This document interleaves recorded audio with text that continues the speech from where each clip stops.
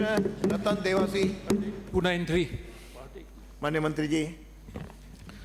अध्यक्ष महोदय। माननीय अध्यक्ष महोदय। अध्यक्ष महोदय। अध्यक्ष महोदय, जवाब आ गया मेरे पास में। मैं सप्लीमेंट्री इसमें पूछ लेता हूँ। इसमें माननीय अध्यक्ष महोदय, मैं आपके माध्यम से पूछना चाहता हूँ कि खंड 1 जो है उसके अंदर गौशालाओं में कितना अनुदान दिया उसके बारे में मैंने पूछा था। अब आपके इसमें डिटेल तो मेरे को नहीं दिया है, आशा करता हूँ कि वो डिटेल तो आप भेज दें, मगर पिछले 9 महीने का आपने इसमें शून्य बताया कि अभी तक कुछ नहीं दिया है। दूसरा जो सप्लीमेंट्री 2 है, खंड 2 में मैंने पूछा था कि सरकार गौपालन कर रहे पशुपालकों को। अब अध्यक्ष महोदय, इसमें जो जवाब आए खंड 2 और खंड 3 में वो बिल्कुल विपरीत आए जो मैंने पूछा है। मैंने पूछा था कि गौपालन कर रहे पशुपालक, मैंने ये नहीं पूछा कि गौपालन कर रहे गौशालाओं के बारे में। इन्होंने मुझे जो दिया है वो पशुपालकों को गायों में क्या क्या देते हैं उसके संबंध में इन्होंने बताया है, जो मेरे प्रश्न का उत्तर है ही नहीं। तो खंड 2 में एक तो मंत्री जी मुझे ये बता दे कि जो गौपालन कर रहे पशुपालक है, जो गायों को लेकर एक जिले से दूसरे जगह, एक खेत से दूसरे खेत और एक प्रदेश से दूसरे प्रदेश में जाते हैं, उनको आप गौशालाओं के अनुरूप अनुदान देने का विचार रखते हो कि नहीं? एक बात। दूसरा इसमें यह था जो मैंने ये पूछा था कि सरकार पशुपालकों द्वारा अपने गायों को प्रदेश व प्रदेश के बाहर जो जा रहे हैं उनको सुरक्षा के संबंध में कोई विचार रखती है कि नहीं? जो गाय लेके पशुपालक जा रहे हैं, अब जो पशुपालक भेड़ बकरी लेके जा रहे हैं उनको लिए तो राज्य सरकार में मुख्य सचिव के स्तर पे बैठक होती है और सुरक्षा और मार्ग तय होता है। तो अध्यक्ष महोदय, मैंने इसमें गायों के बारे में पूछा है कि पशुपालकों को आप दोगे कि नहीं दोगे। तो मुझे जो जवाब दिया आपके माध्यम से, अध्यक्ष महोदय नहीं, मैं आपके माध्यम से बताना चाहता हूं कि जवाब क्या दिया है। जवाब मेरे को दे दिया है जो गौवंश की आपने 95 और 2018 में 19 में अमेंडमेंट किया था उसके बारे में आपने मुझे दे दिया, जो सवाल के बिल्कुल विपरीत है। इसलिए दोनों इसके बारे में आप बताएं। प्रश्न पूछा माननीय मंत्री जी।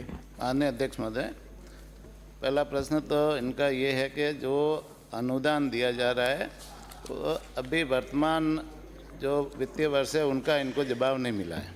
तो मैं माननीय अध्यक्ष महोदय, मैं माननीय सदस्यों को बताना चाहूँगा कि वर्ष 2022-23 से इन्होंने मांगा है 2023 से 2024 तक, तो नवंबर, दिसंबर, जनवरी, फरवरी और मार्च ये है वर्ष 2022-23 के, जिसमें 5 माह का अनुदान दिया जाता है।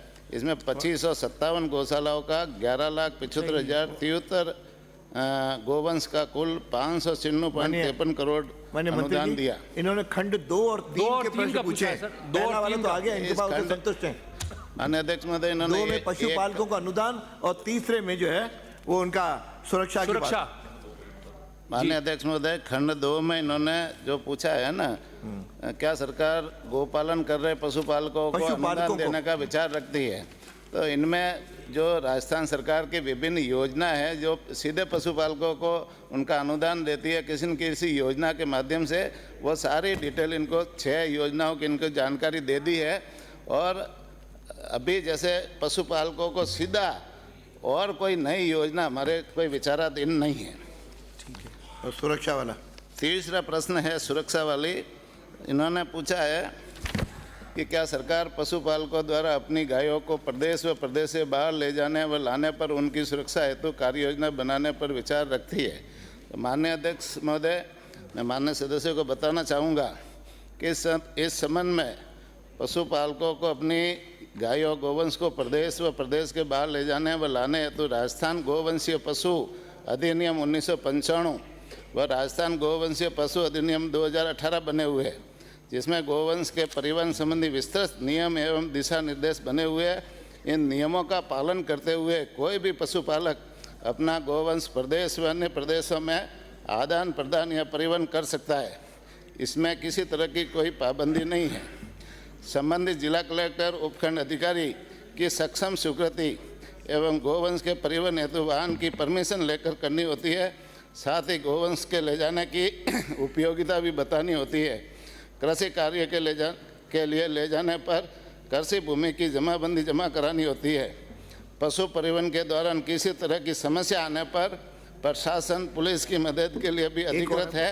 सूचना मिलते ही प्रशासन तत्काल मुहैया कराता उत्तर तो जा रहा है, सुरक्षा पर आपको मुहैया दूसरा कराता दूसरे है। को रखें। माननीय अध्यक्ष महोदय, मैं आपसे संरक्षण चाहते हुए निवेदन करता हूं कि मैंने केवल मात्र खंड, चलो 2 में भी मान लिया कि प्रस्तावित नहीं है तो हम उसके लिए आ जाएंगे, वापस पूछ लेंगे विधानसभा में, मगर खंड 3 में मैंने इतना ही पूछा है कि जो पशुपालक गाय लेके जा रहे हैं उनकी सुरक्षा के बारे में आपका जवाब जो आया और अभी भी बोला है, वो गौवंश का जो आपने अधिनियम बनाया वो केवल गाय जो कृषि या बछड़े या बैल जो आप कृषि कार्य के ले जाते हैं, मेले के उपयोग में ले जाते हैं या अन्य स्टेट में उसको बेचान में ले जाते हैं, उनके बारे में इन्होंने बताया है। मैंने पूर्व में ही निवेदन किया कि जिस तरीके से पशुपालकों के भेड़ और बकरी के लिए मुख्य सचिव की अध्यक्षता में बैठक होकर सुरक्षा निर्धारित की जाती है गृह विभाग के माध्यम से, उसी का मैं पूछ रहा हूं कि अगर नहीं है तो आप मुझे बता दो कि क्या सरकार इस पे प्रस्ताव रखेगी और बताएगी। नहीं, आपके लिए इजी हो जाएगा, आपका सवाल का जवाब ये नहीं था। माननीय अध्यक्ष महोदय, ये जो अधिनियम बने हुए इनकी कॉपी मैं इनको उपलब्ध करा दूंगा।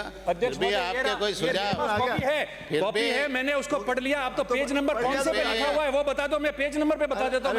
माननीय सदस्य को अवगत कराना चाहूंगा, इनके कोई सुझाव है तो वो सुझाव, कोई आपके सुझाव है तो सुझाव मुझे देना, आप सुझाव दीजिए, हम उसकी समीक्षा करेंगे और समीक्षा करके आगे कोई अच्छा होगा तो करेंगे।